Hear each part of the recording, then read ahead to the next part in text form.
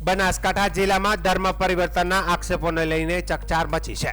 પેગિયા ગામની એક પરિણીત અને ગર્ભવતી મહિલાએ 4 શખ્સો સામે ધાનેરા પોલીસ મથકે ફરિયાદ નોંધાવતા સમગ્ર મામલો ચર્ચામાં આવ્યો છે।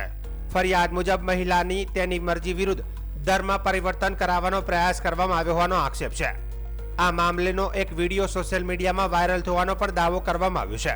આ વિડીયો પોલીસને પણ સોંપવામાં આવ્યો હોવાની પણ માહિતી સામે આવી છે।